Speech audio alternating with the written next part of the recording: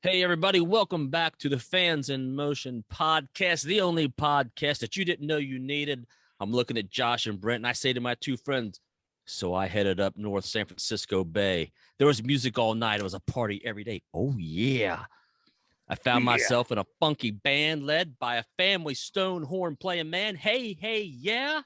Yet there's something pulling me hard, driving me crazy. Say hello, Josh. Yeah. Nothing like partying with a horn playing man. The world's worst wrestler, the horn playing man. Brentry? That's the world's worst name for a wrestler. Yeah. A horn playing man. Horn playing man, because it goes, oh yeah, toot toot. Oh yeah. You're gonna get a world of hurt. Now, if he's playing French horn, it'd be a different story. He'd be like, when I'm done with you, you're gonna be flat. Oh yeah.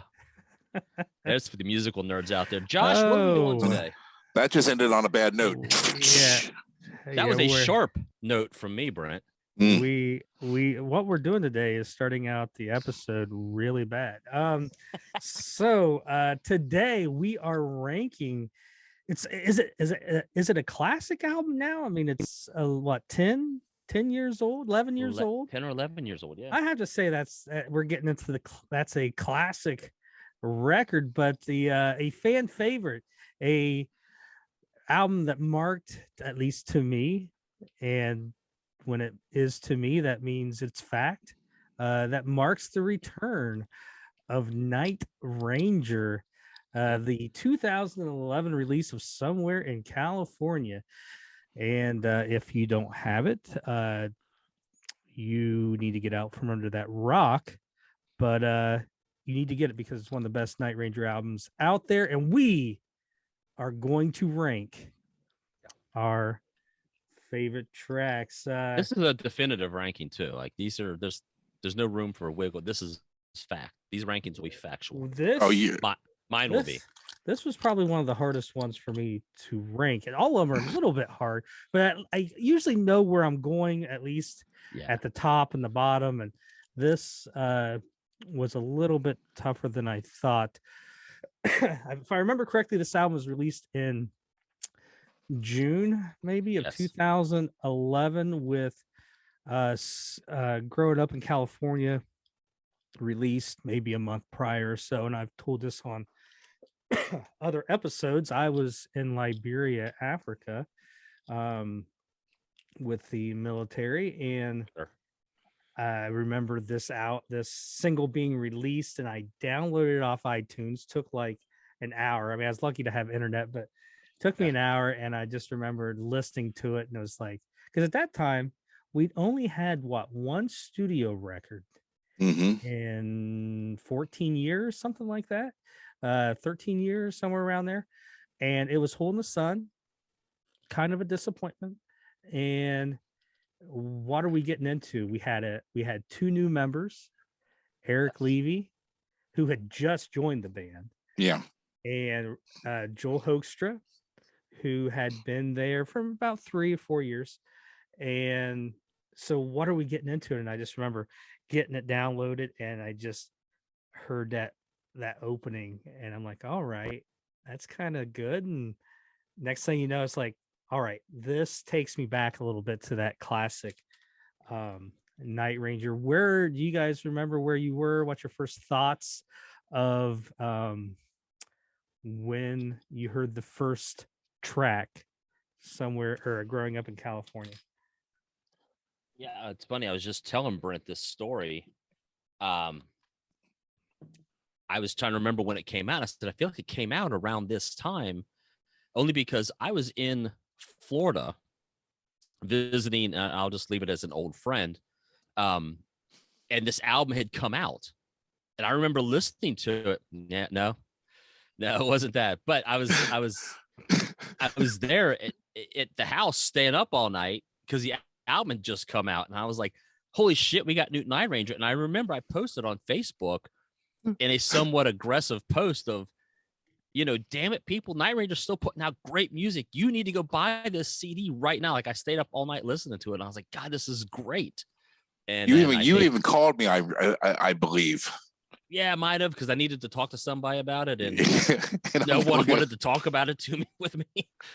So like I gotta call Brent, man. We've always been our go-to with each other. And I was just so excited. And yeah, I mean, this album is fantastic. Brent and I were talking about it before we started recording about how this was actually, like, agree with you, Josh, we say this about a lot of the albums. This was also very tricky to rank because I had a definitive top four, I believe. I think Brent and I were talking. That pretty sure my top four are going to be, and I had a good idea about like my last two, but the middle was murky as all get out because I'm like, man, I don't know. But I did want to ask you real quick, Josh, getting back to you being in Liberia, did you have any idea there was a Night Ranger album coming out? I don't remember if you told us that. Like, I think Brent had told me they had a new album. That's how I knew about it. Maybe I can't. I would assume because I was still able to read the news sites. Blabbermouth. It was a little bit different. I guess you still got your information from Facebook back then too. But I would assume that I knew, but I can't really remember the build up to it. Yeah. I just know one day, it was released, and there. And it wasn't like, I don't know if I was really like looking forward to it. I was, but I think Hole in the Sun being a little bit of a disappointment. It's like, okay, when I'll get it and listen to it, and hopefully it's okay. But you get gun shy. But Hole in the Sun being a little bit of a disappointment. You had that hits and rarities like CD came out maybe 2006, somewhere around there. That was a little bit of a disappointment. So things had been a disappointment for a lot of that decade. And I tell people, it kind of started turning around, at least to me, which makes a fact. 2009, they jumped on an arena tour with Journey. And that was like the first time they're getting, out of the Rib Fest and stuff like that. They're getting back into the arenas. And after that, they, the next year they did one with Styx and REO in arenas. And I think and then it started steamrolling. I think it got to this record. And then we obviously know how the next decade went. And what's amazing is, with growing up in California, it wasn't originally even slated to be a Night Ranger song. That was a song that Jack was working on for his solo record, which eventually became Rock and Roll Ride. And guys heard it and were like, hey, that sounds like a good Night Ranger song. And Jack, there you go. Brent, what about you, buddy? What were your first thoughts of this when you got it? Well, I remember the first time hearing the song growing up in California, because the video came out, like Josh said, about a month before the album did. I couldn't watch the videos. Yes, I assume it came out at the same time. My first thought was, when I heard the keyboards, I'm like, is this something old? Because it very much was indicative of Fitz. And I praised Eric Levy a ton for everything he's brought back to the band. And this is living proof of it on this album. He's phenomenal on this. But yeah, I heard growing up in California, went to Best Buy the day it came out and bought it. I don't want to say what grabbed me or anything right now, but there was a few songs that just blew my mind when I heard them. And it wasn't no Tell Your Vision, which it wasn't no Hole in the Sun. Hole in the Sun had some good tunes on it, and I look forward to us ranking that at some point, because I think we're going to come out to say it's a better album than we thought it was. I don't give it as much. I don't hate it. It's not, to me, a very, I hate the cliche, but it's not a great, to me, it's not a good Night Ranger record. To me, it sounds like three songs off Brad's solo record. It's a hodgepodge. Yeah. And it just doesn't have that Night Ranger sound. That's another podcast. But but no, the album, was great. And what was disappointing was I couldn't find the import anywhere. And it was driving me crazy not getting LA No Name, which we're going to talk about in a minute. Yeah. I eventually found it, emailed it to you because we couldn't get it here in the States, you know. Right. Well, another sweet thing, and it's evident of looking at Brent's background, is the album cover is fantastic on this album. Like this one I is, wouldn't go fantastic. and I the would Fans in just, Motion logo I even would makes just it look better. I would just say that it sucked less. I love it. I mean, it's like, you know, a modern art masterpiece compared to Hole in the Sun, Neverland. U.S. or Japanese. But you know, it's sad that you say that, and all it is the damn logo with In a road. fucking road The heading to the sunset. But, it's probably the desert of Las Vegas, probably not even California. Yeah. I don't know. I just think it's a cool looking album cover.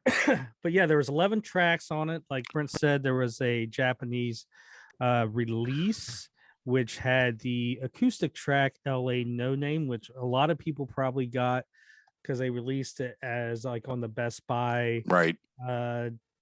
bonus for High Road. But LA No Name was the Japanese bonus track. There you go with it. You can see LA No Name.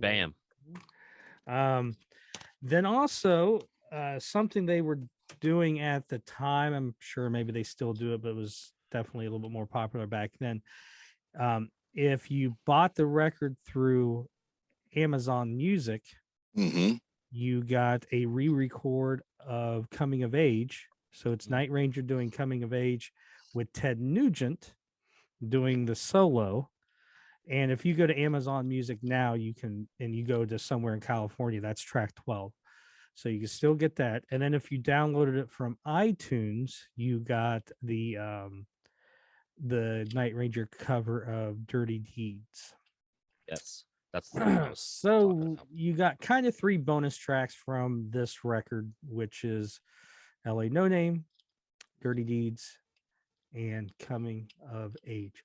Hey, speaking of Damn Yankees, I think today is the anniversary of High Enough peaking on the charts or being released or something. I saw a little blurb somewhere on my Facebook page.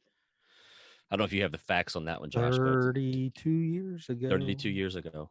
I don't know if it was at the release date, or do you know? I don't want to put you on the spot. I don't know if you know. Well, I think they said 32 years ago the single was released of High Enough? Released. I think it was released. Which I thought it was later because I saw them in August 2nd of that year. And to me, like I knew the record, but to me, it just seemed like High Enough wasn't a single yet.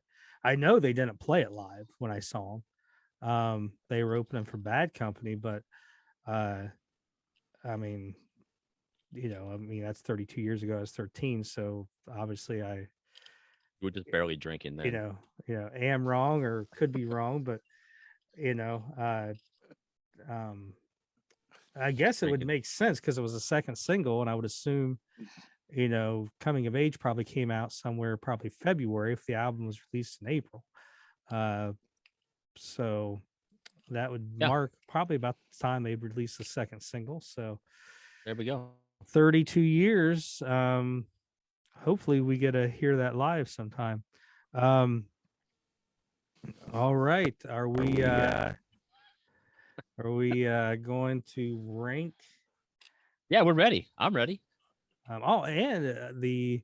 For those that are under the rock, if you look over the shoulder there is the first time vinyl released just this year on Record Store Day on Pacific Blue, not just blue, but Pacific Blue vinyl. They should have had a little magnifying glass included in it so you could read the gatefold. But very well done. There you go. The wheat. All right, we're going to rank 11 tracks from somewhere in California, one of the best Night Ranger albums released. I mean, how lucky are we that, going into their 4th decade, they released one of their best albums to date. So let's start with, I like to start off on the wrong track, usually with everything in life. So let's start off with Brent. Brent. Number 11 was my easiest pick outside of my number 1. There are 11 songs on here, and 10 of them are incredible. This one's okay, but it's not. It's where it should be, where it is, and it's Rock and Roll Tonight. Yeah, I will concur. That's my number 11 too, Josh, and just so we can just have the conversation about it. Go ahead. Yeah, and no, it just feels like it has. It just doesn't feel as well thought out as all the other things. It just, hey, we're gonna just do another jam. Let's just do it, and you know, it could have been a leftover from a Hole in the Sun. How's that? My notes were not a bad song. Guys are fucking nuts. But it feels like a filler song to me. Like they just, let's throw one more track on. You know, and that's just where I feel with it. I said it's not bad, but it's one I would skip over most times. So yeah, it's number 11 for me also. So Josh, what's your 11? Let's see where Josh goes wrong. This is your 11? Listen to that riff. Riff's fine. It just Listen to those keys, man. That's a little bit of John Lord right there, Aaron Sprangen. That right there makes you want to drive your car a little bit faster. And it makes you want to put it at number 11. You know, it's like, hey, what's the most generic lyric we can write? Let's do Rock and Roll Tonight. But you know what? Tonight wrong. Let's make it spicy. You know, let's spell it TONITE. So let's see what Josh has above that. So. No, my number 11 is Rock and Roll Tonight. No, I do that. I agree. The riff is great. It just seems like it just was thrown, like it's something like they could have written in their sleep. They just threw it together real quick. That's my point. I think they've written incredibly better songs than that, and it's something has to be 11. There it is. Yeah. Facts. Put it down. Put your name on it. I think it's the chorus. You know, just Rock and Roll Tonight. I mean, you know, it sounds like something I would write. Yeah. You know, if you woke me up at 3 a.m., you know, half wasted, you know, oh, hey, give me a rock and roll lyric, Rock and Roll Tonight. Spell it. Take it, spell it this way. But you know, if I was like a producer, I'd maybe say, okay, let's keep that guitar riff, let's redo something. But again, where's this song on Hole in the Sun? I would probably say at least 6 or 7. Oh, yeah. I mean, without even doing any thought. So that is where you and I don't mind the verses. I mean, to me, that intro guitar is good. I like the verses. It's just it's the chorus. It's the chorus. Yeah. It is, and I think that's what saves the song for me too is that's a song where they kind of, is it Aerosmith where they do let the music do the talking, kind of like running in the background, kind of like April Wine did with Roller, I think it was. But they're like, you know, let the music do the talking, and then that, you know, I like. I mean, so there's a lot to like in the song, but you know, if you don't like the chorus, but when you can compare it to everything else, that is track. It takes a back seat. Number 11. Now here I'll throw you. Well, I'll let you, Andy, go track 10. Okay, track 10 for me. And so again, we say this. I'm sure the master is saying this, that these are tricky. They get a little murky. These could change, but some of the songs just are kind of okay for me. And this number 10 is Live for Today. My notes, it's okay. Nothing sticks out to me. It almost sounds, the parts of it sound like a Shaw Blade song to me, like it could have been on Hallucination. So, you know, there's just songs I liked better. So this one fell to 10 as I was doing my rankings. It's a good tune, but just nothing jumps out to me like other songs that stick in my head chorus wise or riff wise. So there you go. Brent, Josh, tell me I'm wrong. 10. I'd love to be on the same page with you because there's so much I want to say about the song, but I'm going to save it for my part. But you have it at number one? No, I do not. I mean, I don't know. Like, you got a song that's just constructed really well, and I just feel bad because they put all this effort into it, and here you are ranking it 10. Brent? Well, tell Jack to call me if he wants to have a conversation about it. I'll be happy to have him tell me I'm wrong. It'd be a short conversation. He'd say, fuck you, and hang up. You're wrong. Click.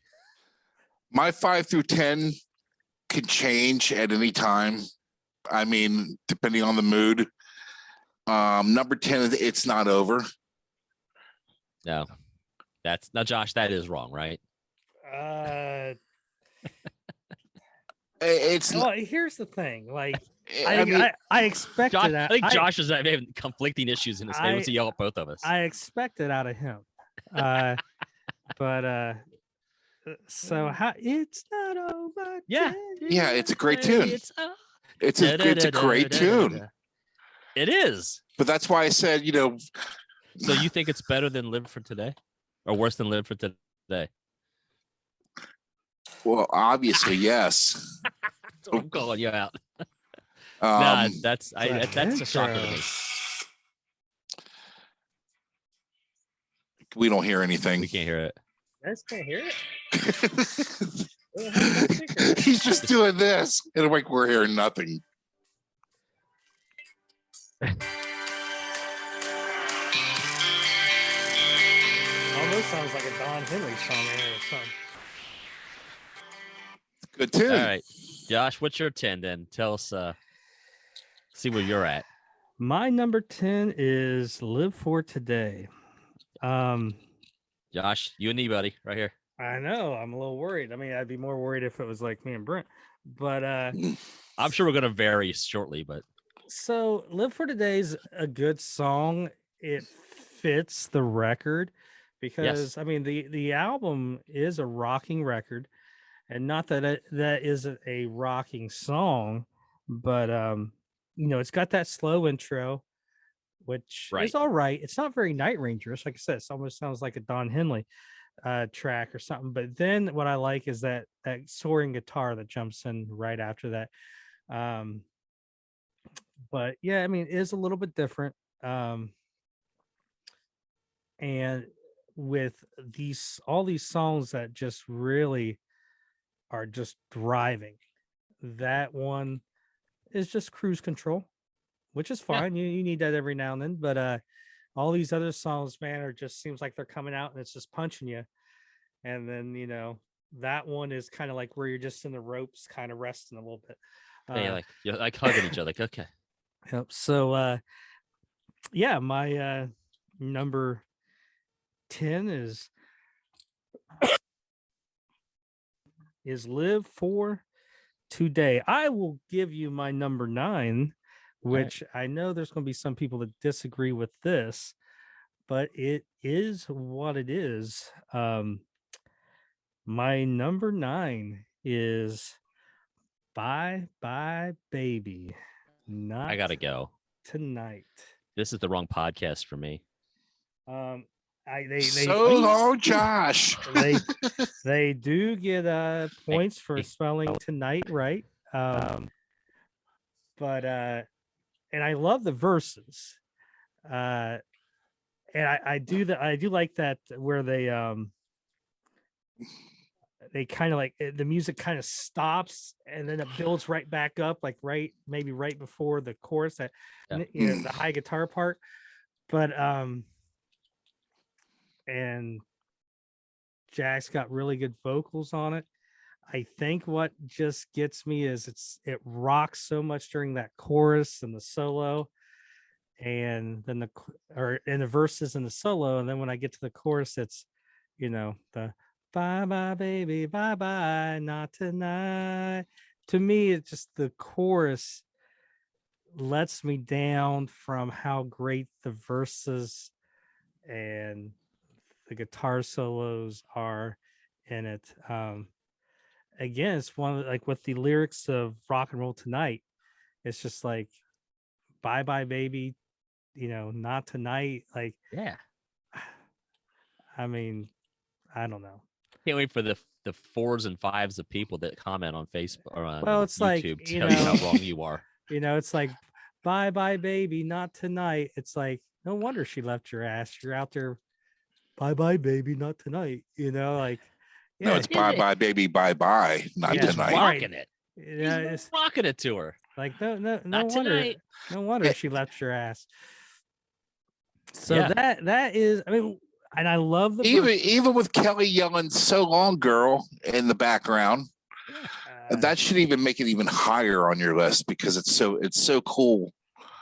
Well, you know what? They, not that I'm a big fan of lyrics, but when you have a bad lyric, that does it for me. And I just don't like the bye bye, baby, bye bye. It's like there's a lot of byes in there, and like I want to rock, like, change it to piss off, baby. I'm bye-bye. not sure I've ever been so disappointed in you as of right now. Well, you get, But I'm gonna get to know me more. It gives you something to aim for. I'll fulfill that role somewhere. Jeez, I did not expect that out of you at all. But it's been that way. I mean, that has always been one song that, and there's other lyrics, and I've probably already talked about on other episodes of other songs, but there's another song here. It's just like perfect song, one line, and I'm like, fuck. But that's my number 9. Brent Tree. My number 9 is probably number 9 because of it being the first single. Use your words wisely. What'd you just say? Yeah, it's growing up in California. Oh, for the love of Christ. It's probably because I've heard it so many times. It's one I don't go back to as much. Great tune. Wrong. Love the story. Love the story in it. But it's probably one. I mean, you tend to skip the hits after you've heard them so many times to go to the other stuff that you don't hear. And I love the Golden Gate Bridge there. That's great. You can't see my note. Fuck you. It disappears in the Wrong. background. You're wrong. I probably am, but it's just how I'm feeling today. I don't know who I'm more disappointed with, you or Josh at this moment. Sad. The two of you. Sad. I long for the Facebook people to just tell you guys. I ain't worried about Facebook. It's just what I will listen to and what I won't at the time. I love that song. I still love hearing it. Love it.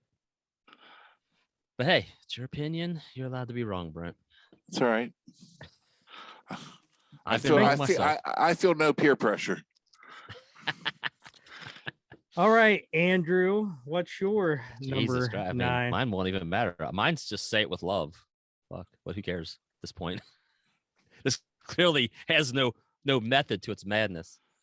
I just have this is a good song. I like it. The verse, I like the verse better than the chorus of this song. That's why I kind of put it where it is. This one, I don't dislike it. It's just the chorus is just okay with this one, but the verse I think really rocks out. But for that, I need you by my side. That part, a 9 for me. It's a good tune. The words are bad. I just don't like the chorus as much. I mean, I think that's part of like. I mean, look, I can't write a better song. Don't miss. I'm not saying I'm better. It's just like my reasoning is I don't love the chorus. Well, like the verse. You got that build up to the chorus. I think that's what's so great about that song is, heavy, fast, and then very melodic. So and that you might be right. That might be what it is. Probably with yours, Bye Bye Baby. It might be. It's just it doesn't gel with me. It hits wrong. But anyway, good tune though. Good song. Well, just you always got to remember to, say it with love. I do, baby. So then, what would your number 8 then be? For me, my 8 is Follow Your Heart. Fuck you. Whoa. That is a wrong. You're all Something right came there, up- Brent. That couldn't even be more wrong than. You know what bumps me on this song, and why it fell to where it is. And I am not a better musician. I'm not a better writer by any stretch. It's the odd jazz-like intro of the song, and then it just kicks into this like great little rocker. I'm like, I don't know if that intro, it kind of bumps me a little. Like I don't know what to expect here. But I mean, hey, I got it number 8. I mean, Jesus. What, did I steal your number 1? I ain't saying nothing, but I mean, come on. Come on now. See the intro that Josh You know what I'm talking about, Josh? Yeah, he's trying to play it. I mean, we really can't hear it. It sounds like It just sounds like they're noodling around in the studio. Yeah. And all of a sudden, you know. Yeah, it bumps me when I hear it. I'm like, I don't You know, it's stuff like they do in sound check when they just get a little off and then get into something. Yeah. It's cool. Okay. Anyway, God. That was a little aggressive, but yeah, I like it. All right, what do you guys got? Down. I don't know, Andrew. We've drifted apart, Josh. We were close for 2 songs, and we've drifted. Brent? Number 8, Say It With Love. I was just going to follow up with Andy when he was talking about it. Yeah. But yeah, the part, I Need You By My Side, you know, I love all of that. But when the Say It With Love part, it does get a little happy, a little sweet. Like, you know, like what song is it with Josh that he can't stand the happy part? There's probably a lot. Probably some Comfort Me or something. Off this album? No, just in the past. There was something off Don't Let Up where it's like it's rocking and then it's like oh yeah. Don't let up. Oh yeah, that's it. Baby. No, it wasn't Don't Let Up. It was Comfort Me. No, Jedi Fools. Running out of time. Yeah. Where it's rocking and the next thing you know we're running out of time. Yeah, but anyway, yeah. But again, I preface everything by saying, "Oh, I do love the song." Yeah, well, I mean, I do too. And I think, I know we said this on another album, and this would definitely apply too. Maybe not Rock and Roll Tonight, but 1 through 10 are really close. Yeah. You know, and I can't say that for a lot of the other records because I can, like, you know, if you just say Man in Motion, I can automatically off my head ramble the bottom 4 songs. And most of the albums are like that. The ones that aren't maybe would be like Don't Let Up, which, you know, we've only had for 4.5 years, and I'm just not as familiar with as an album I've had for 30 years. But yeah, these songs, you know, and I think if you're listening to this and you haven't ranked yours yet, sit down and rank it right now. And just sit down and listen to it and get back to us. It's not as easy as you think. And I could probably move these songs, you know, up 3, down 3, and still defend it. Yes. So I'll go to number 7. And again, just, you know, looking at it, I'm like, is that right? Yeah. But I guess it is. When I look at what's ahead of it, my number 7 is It's Not Over Till You Say It's Over. Yeah. That's a great tune, man. It's climbing up there. Unlike Brent, who hates it, apparently. I don't hate it. Fucking number 10, Brent. I'm just messing with you, buddy. Yeah, I mean, I know. And you got to, I mean, the one thing about this record was it definitely got back to the melodic choruses. You may say it even went really into you know, to where I don't know if there was ever this much of a melodic choruses on any other record. Um, Even going back to the classic, era. But yeah, just 5, 6, and 7 took me a little bit of time to kind of, Yeah. and I think I just threw it on the table and all right, that's number 7 and not number 5. I'm but the same way. I struggled with these next few. But yeah, I mean, it's a good problem to have if it's not over is number 7 on a list. Yeah. Andy, number 7. Number 7 for me, and Echo and Josh. This was tough, and this could change. You guys could possibly sway me. But as I was going through my listings and tracks, I was like, oh shit, I kind of, this song had fallen further than I thought it would. And it's Time of Our Lives. I mean, Eric's piano on this was again, we're just getting used to this new guy in the band, and he comes with this nice piano ballady type song. And I'm like, all right, this is going to be awesome. And it is awesome, but it had to be somewhere. And so 7's where it landed for me. And clearly I think you guys have it higher, but it's a great song, and I have no negative on it. It had to be somewhere, and that's where it ended up. How many ballads were on Hole in the Sun? 1? I can't even name you a song. There was, so I don't know. There was more than one. I don't know. You had Being, which was kind of slow, yeah. But then there was another ballad on there, which Revelation 4 a.m. That's not really about. Is it there is life? Is that?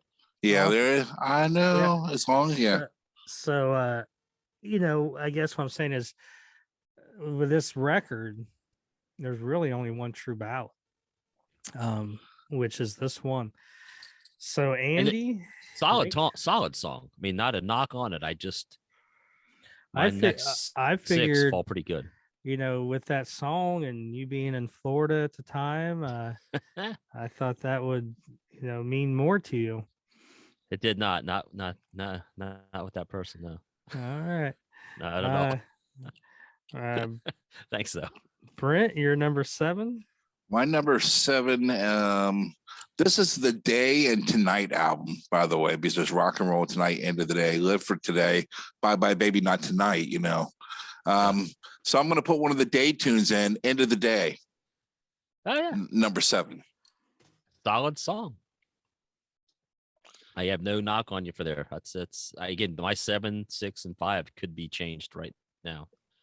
And End of the Day could have been number 9, and Growing Up in California could have been higher. At this, it just depends on the mood. When you're, that's the one thing that sucks about when you're ranking or putting these in an order. It's really what your mood is at that time, and when you're hearing them, like, oh yeah, that should go higher. When you go back a year later, and you're like, what was I thinking? Well, and I'll say this too, and we kid each other and give each other grief, but I tell you what's odd is everybody's taste. Where there's people who don't care if Rain Comes Crashing Down, and like some of those diehards would just kill for that song live. So it's just it's taste, and I mean I always assume everybody loved Growing Up in California, especially in a symphony setting. That would be awesome. That would be fantastic. If only we knew somebody. The crowd would go nuts. So we're 5 songs in. Where we at? We're on 6. We're going on to 7. 6. We're on 7. Well, we're going on to 6, but we're ranked through 7, and the only song that's on all of our lists, and it was number 11 across the board, is Rock and Roll Tonight. Yeah. So other than that, nothing that all 3 of us have. My number 6 will echo what Andy's number 7 was, and that would be Time of Our Lives. Great song, great Kelly vocal, great Night Ranger ballad. It's just, man, there's some killer rock songs ahead of it. So true. I'm always going to probably take the killer rock song over the ballad, which is, in this case, I do. But yeah, I mean, is it a true number 6? Probably not, because like I said, I just prefer the, the heavier rocking songs. But yeah, it's a good problem if Kelly's ballad is number 6. Yeah, and I'm with you too on this, because this one I really like the rockers on this, and I'm a ballad guy. I'm the first one that turn to the ballad of songs, but this album's got some great rock songs on it. I just love them. So, Brent, you're number 6. Live for Today. And I think with that would be yeah, because that's when I had it 10, and Brent was like, "What?" Well, that's the one I got at 10 too. Yeah. So that is the next song. Now, what I love about Live for Today, I mean, the song is like, I don't even want to say it because I won't hear the end of it. It's Choose wisely. Well, I don't want to say it's like a Gordon Lightfoot song. I don't mean, but there's there's a ship heading west. It's just full of imagery, and it's just it's the stuff I love that Jack Blades brings to the table when he's really in a writing mode. In that song, and it sounds like something from a movie. I said that about another song on this record, but this song sounds like it should be where the credit, end credits, and it's rolling, and this is the outro song. Yeah. So if I could read your mind, what I'm getting is you like Gordon Lightfoot. No.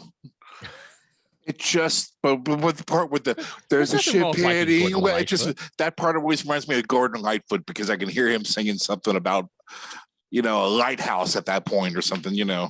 Next time I talk to Jack, I'm gonna be like, "Yeah, we ranked somewhere in California," and I don't know. Brent kept saying like you were writing Edmund Fitzgerald shit. Yeah, I didn't do that. Hey, and there's nothing on here that's compared to Bag. I promise you. And speaking real quick, Brent struck made me remember something. I wanted to go back real quick and visit Follow Your Heart. One of the notes I'd written, and you have to go back and listen to it. I might be reaching, but there's a part of it where there's a slight, sounds a little bit like the chorus to Secret of My, or the pre-chorus to Secret of My Success. You'd have to go back. I'm not trying to do it right now, but go back and listen to it and see if you hear what I'm hearing. I was just like, it sounds like they're climbing, like da da da da, and hearts will be broken over and over. Anyway, there's something that reminded me. That's why I wrote my note on that. I forgot to mention that. Can't say that I've ever thought that. I'll have to go back and listen to it again. But yeah, I mean, listen to it and then you'll hear it like, oh yeah, he's an idiot. You sure you didn't get some of that prescription stuff that's down on Broadway? Yeah. No, I did not. On the high road? Yeah. Where are we at? Number 6? Andy, number 6. I have It's Not Over at number 6. It's not over. I got nothing to add. It's again, it could change places with Time of Our Lives. It's a great song.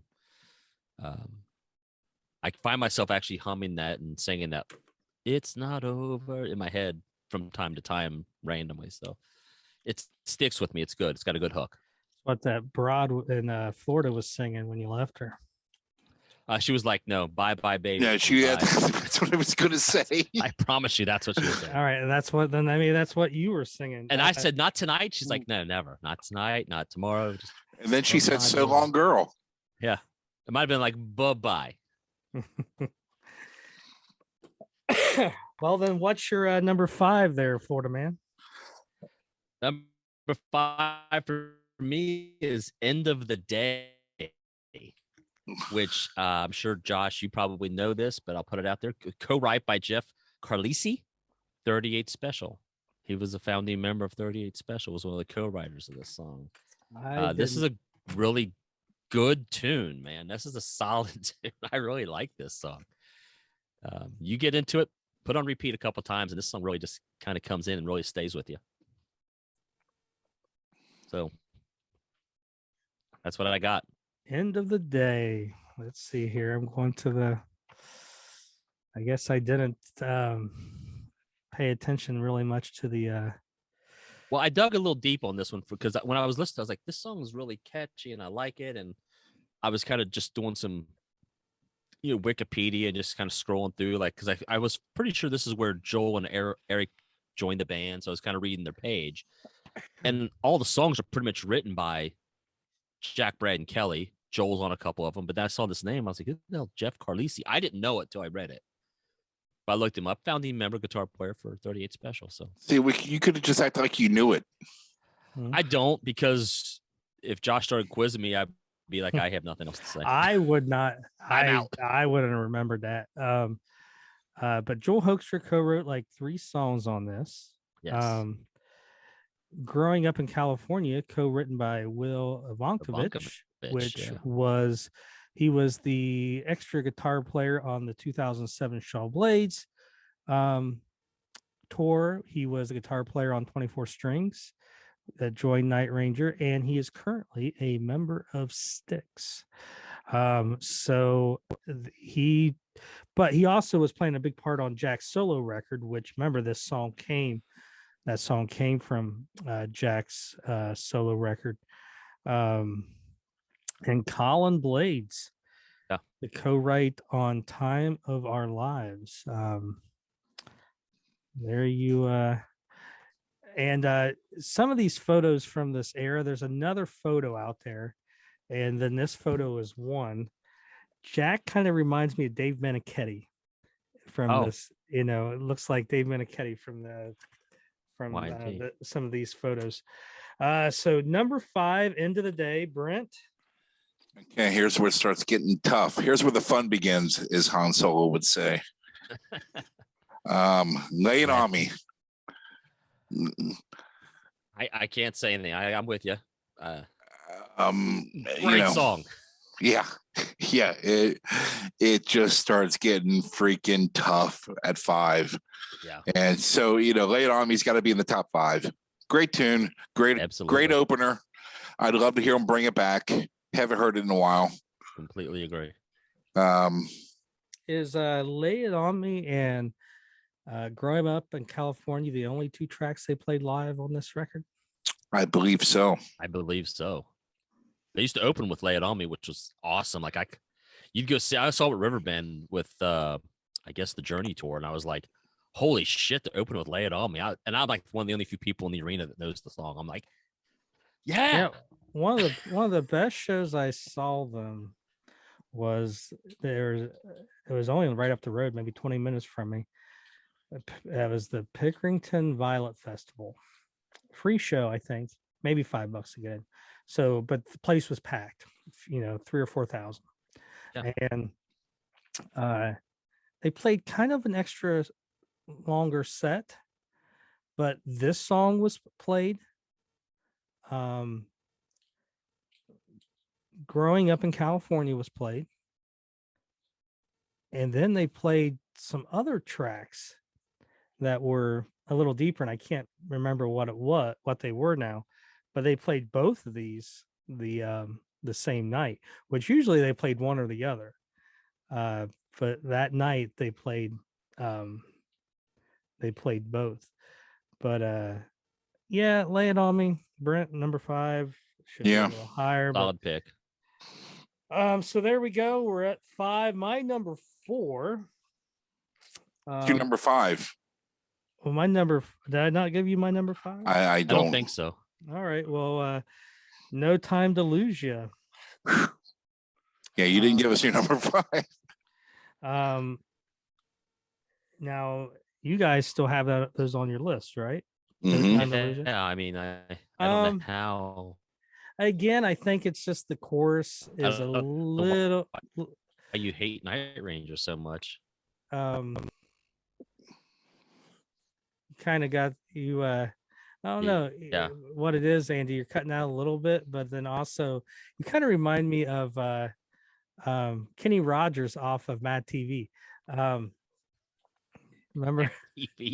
remember the Kenny? Remember when Will Sasso would do the Kenny Rogers? But anyways, no, but I'll go look it up because I love Will Sasso. But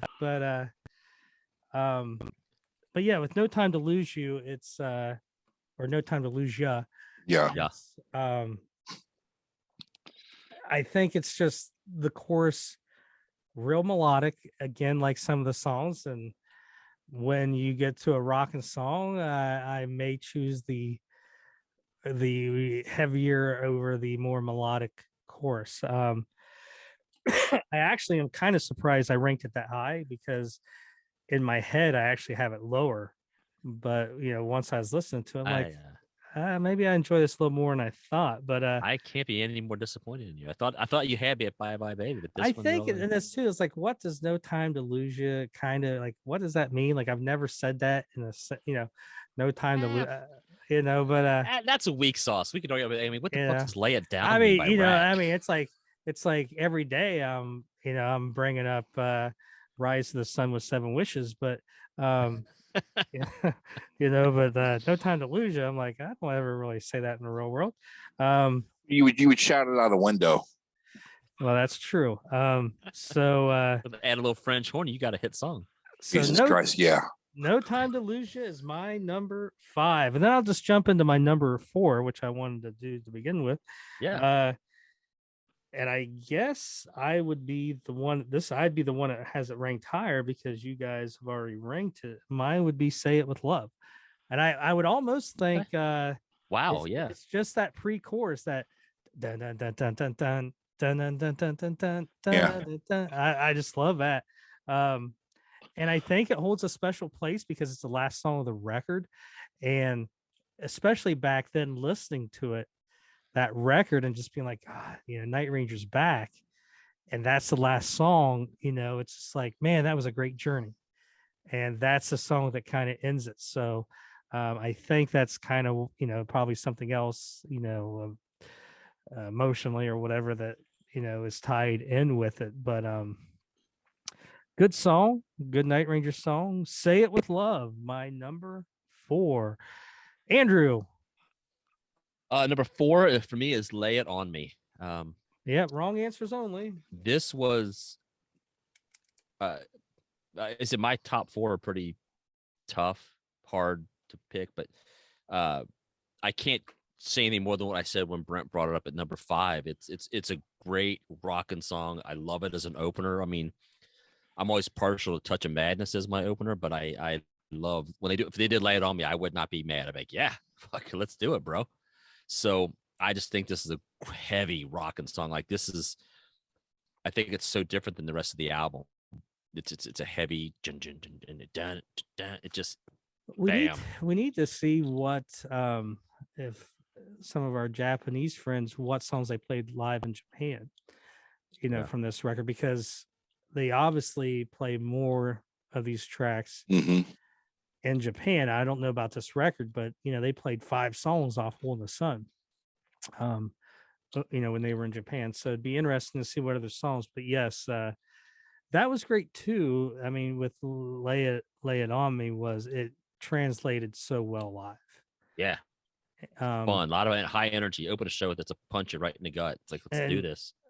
Night Ranger doesn't have a lot of songs like that. I mean, you have you have your openers, and there's not many of them, but this song you could fit in that. And if they didn't open with it, when I saw them, like I said, that Pickerington show, I think they maybe opened with probably like "Touch of Madness," and then this was track 2. Yeah, that's a solid 2 though, man. I mean, just bam's punching you. Brent Tree, number 4. Number 4 is "Time of Our Lives." Oh wow, yeah. It is probably let's just imagine yourself back in 1985. If this would have came out in 1985, it'd have been a hit. I know if your head ball should be your uncle. I know I get that, but I mean, it's just such a well-developed song. He sings his ass off in the song. It's a great Kelly tune. Yeah, and I cannot have that song that low on the list just because it is the ballad, but it's a pretty kick-ass tune. Yeah, I can't. I mean, I had it lower, but yeah, I'm with you. I don't have a problem with if this was 1985, that would be a hit, and we would probably be able to get a hold of Brent a lot easier. And I have a better connection. But What do you mean get a hold of me easier? I don't know what you. Dude, it's it's like fucking trying to get a hold of you sometimes. I'm about ready to break out the the blanket and do smoke signals. So it is weird to think what songs, if these were released back then, would be hits or not hits. But you would think that Time of Our Lives would be one that would have a good shot. Brent, number 3. My number 3 is Bye Bye Baby, Not Tonight. Can't argue, man. That's fun. Not where I have it, but I agree with you on that. It's a good position. What have you done it yet, Andy? No. Okay. Sorry. That could mean a lot of things. Yeah. So Bye Bye Baby, my number 9, Brent's number 3. Andy, is it your number 3? It says number 1. And number 3 is Growing Up in California, because I fucking love this song still. I love it. Love it. That's all I got. Next, moving on. All right. Carry on, my wayward sons. So Brent, going from 11 down, Rock and Roll Tonight, It's Not Over, Growing Up in California, Say It With Love, End of the Day, Live For Today, Lay It On Me, Time of Our Lives, Bye Bye Baby. Couple more songs left off of the record there for Brent. Again, Andy, Rock and Roll Tonight, Live For Today, Say It With Love, Follow Your Heart, Time of Our Lives, It's Not Over, End of the Day, Lay It On Me, and Growing Up in California. And then the correct list: Rock and Roll Tonight for me, number 11, Live For Today, Bye Bye Baby, End of the Day, It's Not Over, Time of Our Lives, No Time to Lose Ya, Say It With Love, and Follow Your Heart. Hey, real quick, I want to, before I forget, I meant to say on my Growing Up in California, the other thing I really want to say, besides I just love the song, is I also love the kind of autobiographical story that Jack tells with this song. Kind of tells us his horn playing man and join a funky band. I mean, I like the little, I don't know what you call it, twist or play on words, but I like that. Jerry Martini from Sly and the Family Stone. It's a little like a tip of that back today, sir, to Rubicon. Thank you. That's it. Go ahead. So there's some No Time to Lose Yous out there, and there's still some Lay It On Me's and stuff like that. I'll give you my number 2, which it should be everybody's 1 or 2, but you guys clearly it's not. Kind of want to act like you're smarter than the average bear. Number 2, Growing Up in California. I want to say it's the most Night Ranger song on the record, and it's got those Night Ranger things. But is this really? I think it takes you back to the melodies or the melodic sense of Night Ranger, but is it truly that classic Night Ranger record? There's hints of it, but I think it's really what it did was it ushered in a new era of Night Ranger, which is the Night Ranger sound of today. Which, can you say that Somewhere in California, High Road, Don't Let Up, and ATBPO sound like classic Night Ranger? There's hints throughout the records, but to me, it's almost a different era of the band. And it's 30, 40 years down the road, you're never going to recreate that sound. But I guess if you wanted to say that it, especially with Eric's keys in this song, it definitely takes you back a little bit. Kind of what you said, Andy, with the the autobiography kind of aspect of the song. And I think it holds that emotional part to where it was the first track I heard, and you're just like, okay, this is what I'm wanting to hear, and it brings that excitement. So it felt good. It felt like an old pair of jeans. Like, oh, hey, this is what I've been looking for. Found them in the closet. that's not a good analogy. Any old pair of jeans is going to be remind me that I'm a fat fuck now. So Brent, you're number 2. On number 2, No Time to Lose You. Not number 2, but Yeah, it's fucking. That's a great song, great tune. It is a great song. It's been my number 1 and number 2 have been this since I got the album. Yeah. Period. They've always been my 2 favorite songs off the album. Yeah. I guess, like I said, I got it ranked at 5, which I thought I'd have it ranked lower. Andy, number 2. I can't improve on Brent. He was right. Number 2 is No Time to Lose You. It's, to me, and I know you were just saying that growing up in California brings that classic Night Ranger sound. I think No Time to Lose You, to me, has that sound. And when I heard it, I was like, oh my God, this is it.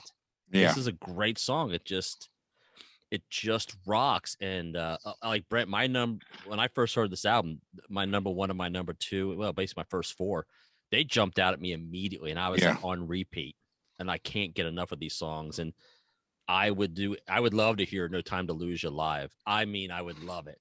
It'll never happen, but man, I would love it. And it's just a great classic Night Ranger sound.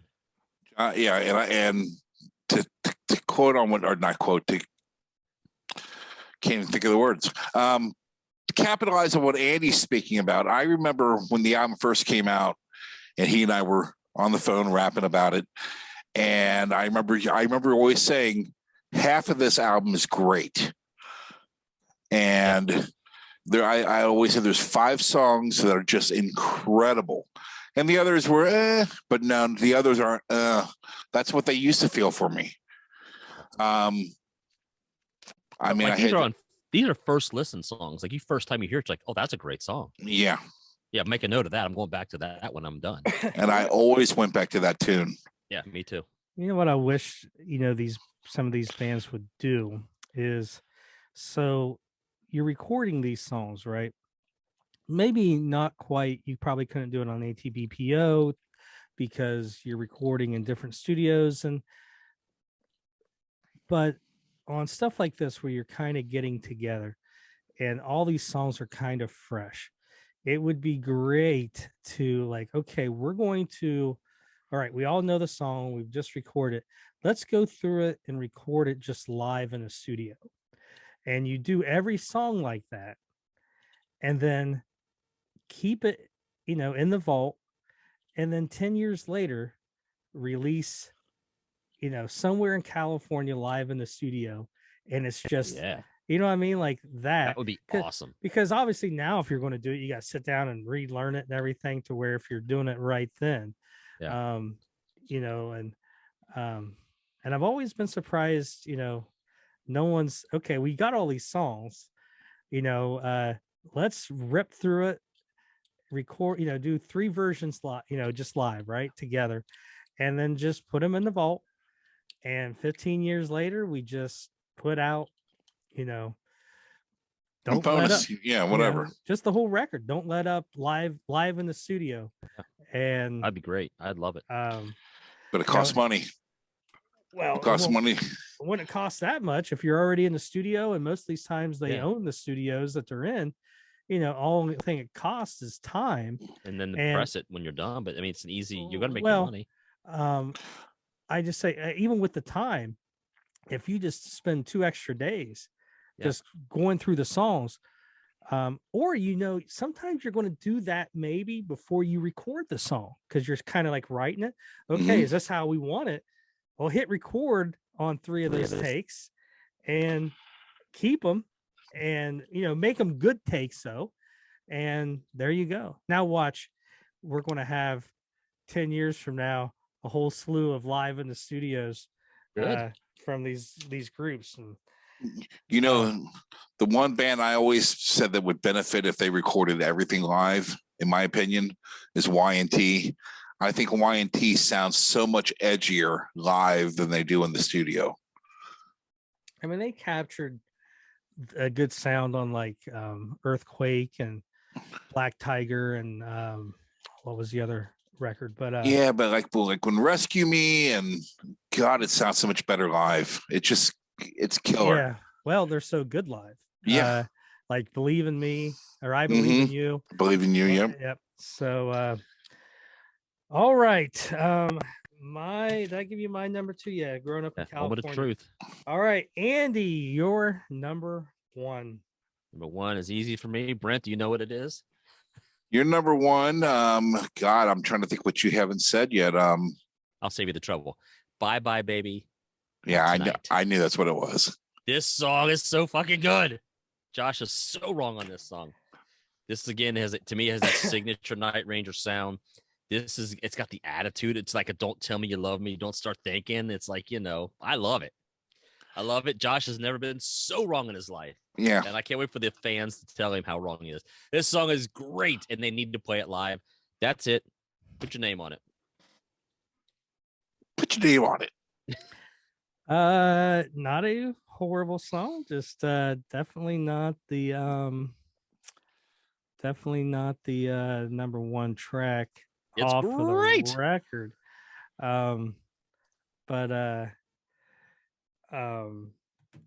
Yeah, let's see if Brent does a better job. I'm flexing up because I'm getting ready to punch Andy in the face. Come on, bro. Follow Your Heart is number 1. The song is everything from your little Schroeder Peanuts opener to the incredible Joel Hoekstra, Brad Gillis dual leads to the climactic lyrics. Here it comes, right here.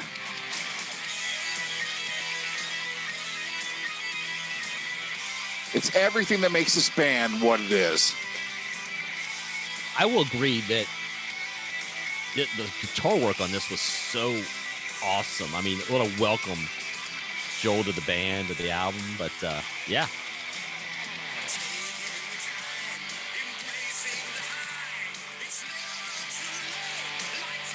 Right here. Right here. It's everything that band is. And I had that number 3. I mean, that's I had it like 8. Well, that's because you're playing Brent's role on this episode. Yeah. So I could live with that more than I can No Time to Lose You and Bye Bye Baby and all that. But the number 1 song on this record is something you guys have obviously already stated and stated incorrectly. The number 1 song is Whoa, Oh, Oh, Oh, Lay It On Me. It's just a song with some attitude. I'm not going to argue with you at that. And it just kicks ass. And it's one of those songs you could put on, like, with your friends and just like listen to this. And sometimes not all the Night Ranger songs are like that. And I mean, it's just heavy. It's punching you in the face. The only thing I don't like is it's heavy. It's like, and then it's like, shout it out a window. I'm like, I've never shouted anything out a window in my life. And maybe you need to start. See, and that's the one reason why I thought this would be lower on your list, because since we've been doing this, the window thing has always been on the top of your gripe list. What's the other thing? Chipping Away. You got me hanging by my window. Great song. Like when you were with Florida Girl and she's dumping your ass, were you hanging when she was chipping away at your heart? Were you hanging by your window? In an earlier time, I would have been not that. But that's how good the song is. It can overcome that. I was chipping. She was chipping away, and I was. But she was trying to lay it on me, and I was like, "No, baby, not tonight." Such a heavy song. I'm glad they played it live. That Lay It On Me's a bonus track somewhere. Why? What album is that?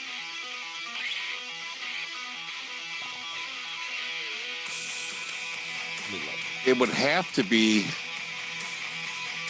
Listen, it's right here. Come on. This is number 1. Eric's keyboard's right there in the background.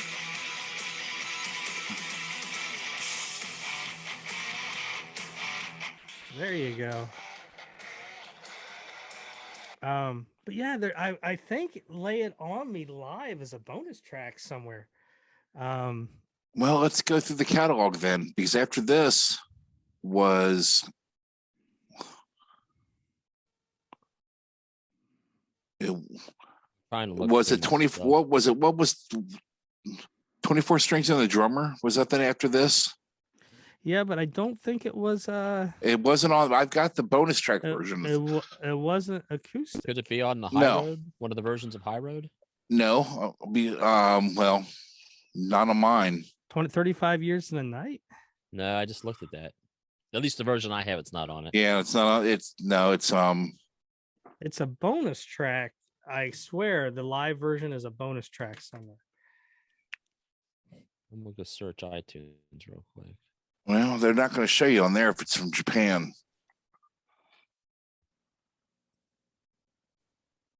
We are all trying to do the Google machine. You can edit this out and post. I do not know.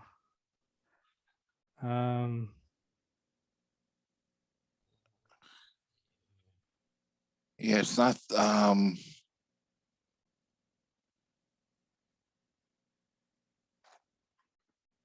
I don't know, man. I don't know. Yeah, 24 strings comes with Boys of Summer. Yeah, and another song, I believe. Touch of Madness or something like that. Yeah, Touch of Madness, and 35 Years of Night in Chicago. God, I have to go get it. It's not. I just looked at it. No, I mean the Japanese bonus track is Yeah, I got nothing here. iTunes doesn't have anything. I don't have anything else to go from here. I don't know. Don't Let Up. Maybe Don't Let Up only had the acoustic track.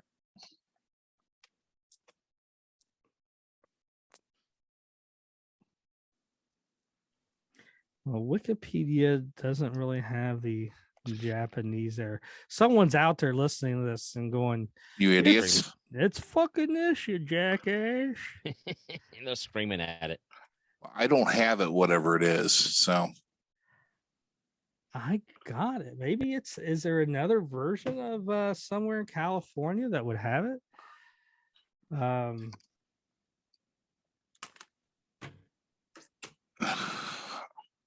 Well, let's play What's in the Box real quick.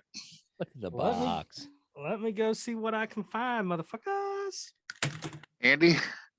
Entry? How did you put Follow Your Heart down so low? I mean, I was right there with you for pretty much everything, but Follow Your Heart.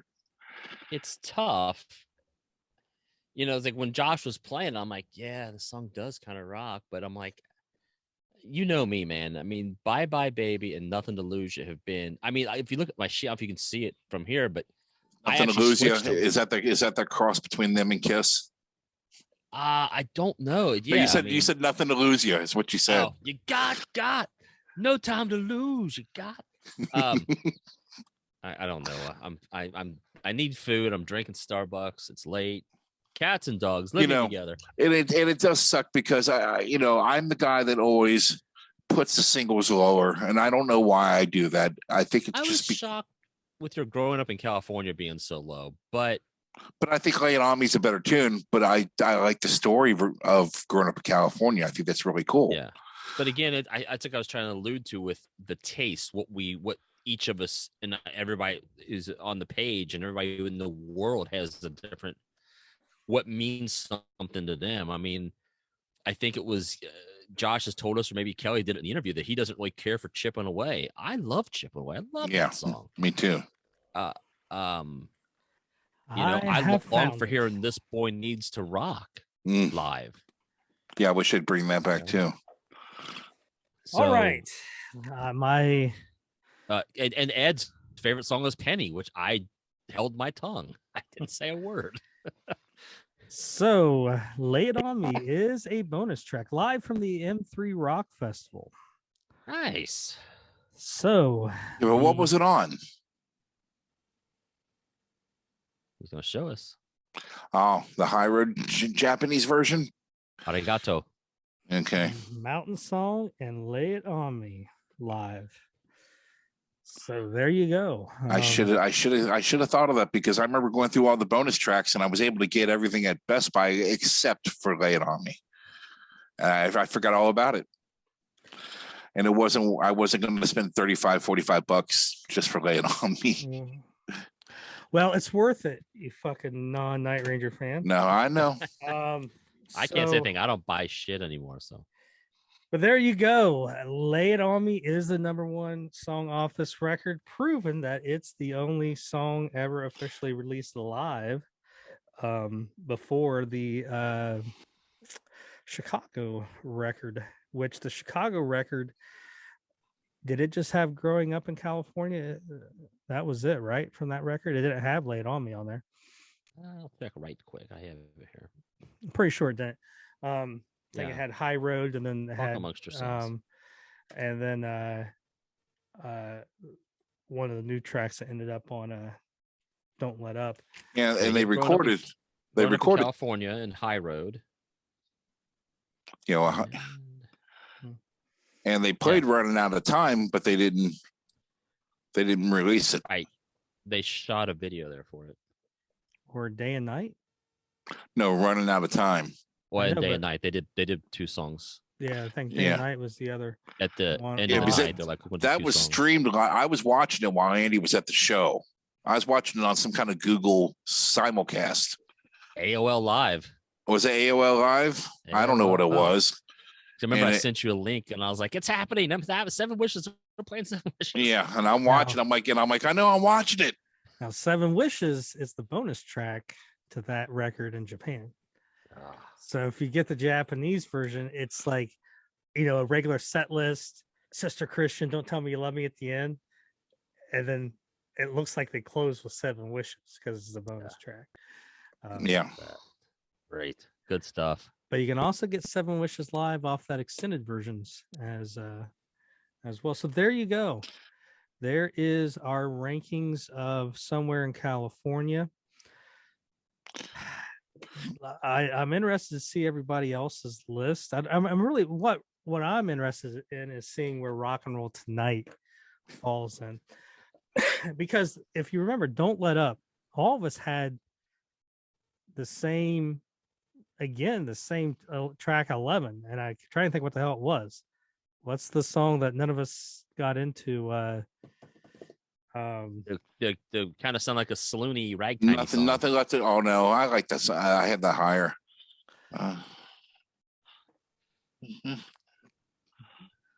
Here, I will. God, there's a lot of shitty dead time on this episode. So the song on Don't Let Up that I think we all ranked at the end won't be your full again. No, we can work it out. Yeah, maybe we can work it out.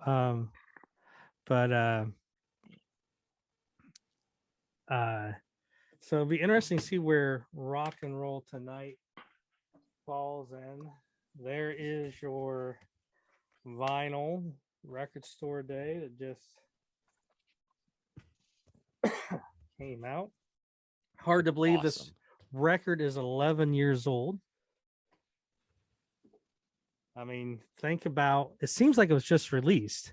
I mean, and think how fast that went. I mean, the next 11 years, if it goes as fast, I mean, you motherfuckers are going to be collecting Social Security and Medicare probably. And, yeah, but look how much your life has changed in that 11 years too. Yeah, I'm still an asshole. Oh yeah, but talking about just your life.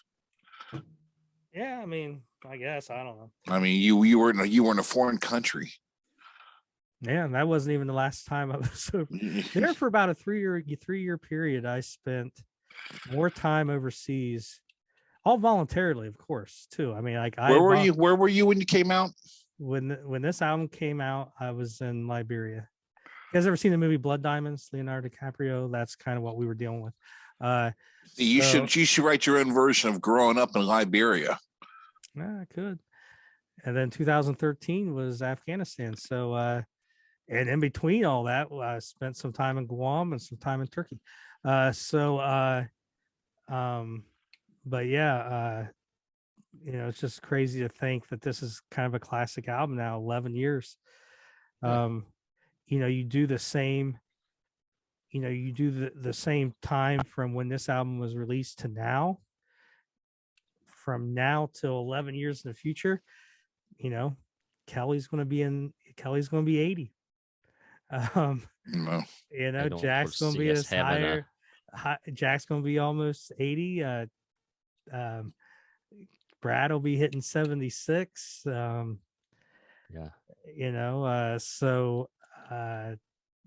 mean, it's just crazy. Yeah, I know. Crazy to think. But we're lucky. I've said this, if you listen to the podcast, I've said it a lot. This kicked off a great decade of, Night Ranger history, or whatever you want to call it. I mean, how great has this decade been? Well, this past decade, where we've gotten, really, I guess you can just say everything since this record was released. We've gotten 4 great studio records, an acoustic record I never listened to, a live record. You've gotten a Jack Blade solo record, and the show amount of touring, and the shows have been great. So we're lucky. Wow. We're lucky that, I mean, think about just these bands that are out there now. That, I mean, nobody's left an autograph. Nobody really left in Quiet Riot. And it gets even higher. I mean, Whitesnake, David Coverdale is going to retire, and they're going to keep going with that that new guy. If you notice Foreigner in their little ads and stuff they do to promote, they don't even show Mick Jones anymore. No, they just posted photos from the show last night. Mick Jones was there, but no photos of him. I mean, they're gearing up to basically, and no one gives. I mean, I don't know if it's because, was Mick Jones a shredder? No, it's like, so it doesn't matter. Foreigner is going to be able to tour with no original members, no members there that were even there from the heyday. Yeah. And bands are going to be able to do it. It's all about the name and the logo anymore. Of course, you're going to get some hardcore fans like, oh, it's not Mick Jones and it's a cover band. And for every one of those, you're going to get 10 people that don't give a shit. So we're lucky that we've got 3 core members in the group. They sound good. Plus Eric Levy has stayed. Yeah. I mean, that's been a revolving door up until that point. Yeah. And thank God he stayed. Well, too, I mean, think about, we've gotten all these studio records, and like, think about bands kind of similar to Night Ranger. I mean, I can't remember the last Foreigner studio record, maybe whatever that one was. It was a pretty good record, but I think it came out in 2009. I mean, REO Speedwagon, like, have they only had like one studio record since like 1995? What the hell was that one that had like 28 words? The Man, the Chicken, the Rabbit, well, and the Hat? That was back in the 90s. I think they had an album in like the mid 2000s, and that was it. I think Styx is the only band that's still putting out. Correct. Well, one of the few bands is still putting out music currently. Styx took 15 years between studio records. Mm-hmm. So from 2003 to maybe 2018 with Mission to Mars. Yeah. Then they put 2 records out back to back, kind of, 2 or 3 years apart. Yeah. But I mean, the last Styx record is fucking awesome. If you guys are listening and you want a good record, the Styx album Crash of the Crown or whatever, dude, that and the 2 songs they released like as singles, probably, I mean, they're good songs, but nowhere near the best songs on the record. That album is very good. But the new Def Leppard album is pretty good. Surprisingly, I thought I've only heard it once, but it was good. That's a band that's released studio records, and I like Def Leppard. I mean, I obviously like their 80s stuff, but I mean, I was a big fan of Slang. Me too. And I didn't mind Euphoria, and I bought the records that came out after that. Mm-hmm. And to me, they were just horrible. And whatever that record was about when Night Ranger did the tour with Foreigner and Def Leppard, like 2015. Whatever that new song that they opened up with, Def Leppard opened up with, is probably one of the worst songs, number one, but one of the worst openings I'd ever seen. What was it? Sparkle Lounge tour? I don't know. Was it Come On, Come On? No, I don't know. Like don't let go. I don't know what the hell it was. But it's like it sucked. It sucked big time. And like even my girlfriend at the time was like, she's thinking we're seeing Def Leppard. And like, what the fuck is this? Let's go. I don't know what the hell it is, but it was just pure, So, and again, I mean, I even think Def Leppard fans are, if you talk to them, I mean, they'll like the records, but they're not happy with them. Now they may be happy with this new record, but so again, we're lucky that A, we're getting new records, and B, that they're good. I begged Andy to go to the Slang tour with me at Riverbend. Yeah. But yeah, you did. You went. Did I? Yes, you did. And you were like it? You loved it. You had a good time, Andrew. Because they played. You think, Josh, I would be a heavy drinker of the shitty memory that I have. You know what? They played Deliver Me off of that, and they played, of course, No. Slang, and No recollection. that's such a great album. A bad memory is a key to good happiness. But yeah, Andy, you went to that show with me. You were the only person I could get to go with me. There you go. If you are out there listening, you want something good to listen to, and if you've never listened to it, Def Leppard Slang came out 96.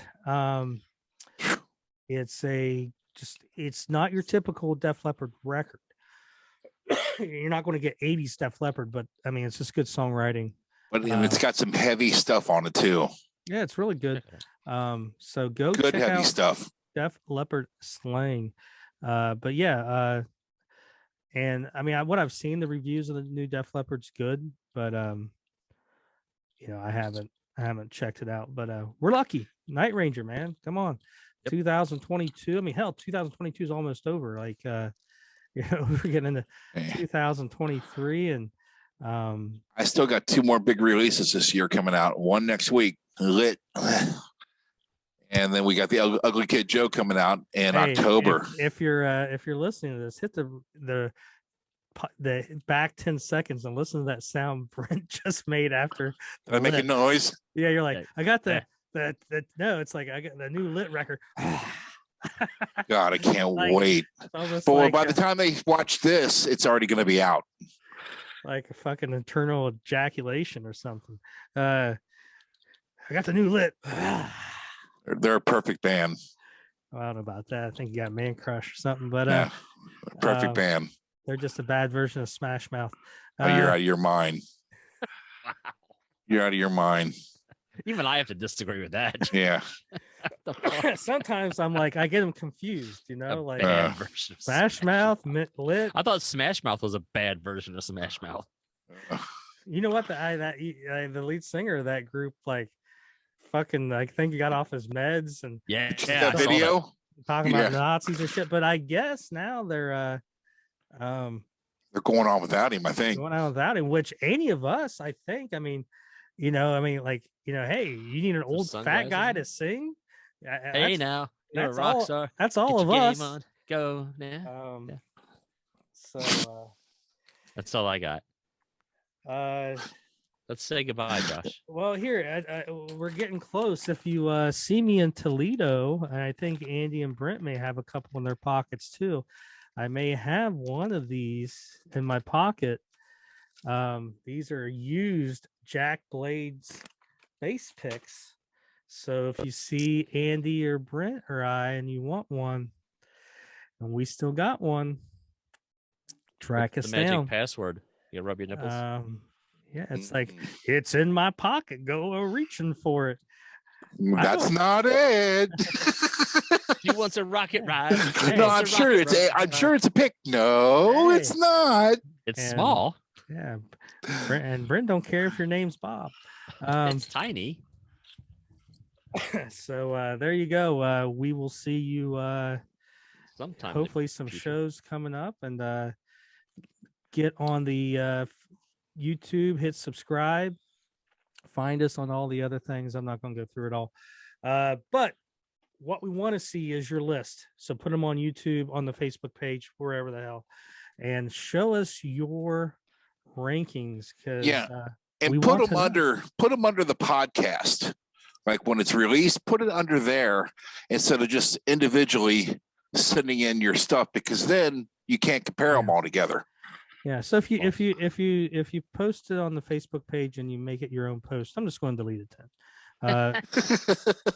Put it under the podcast post so everybody can see it and we can compare and we can give you good constructive feedback on how you're wrong, like Andrew and Josh are. Brent. But on that note, Andrew, sir, take us out. Josh, I gotta say to you, it's been fun. Bye, baby. Not tonight. The number one song off that album. Thanks for watching the podcast, everybody. Click like, subscribe, tell a friend, get one person to like us.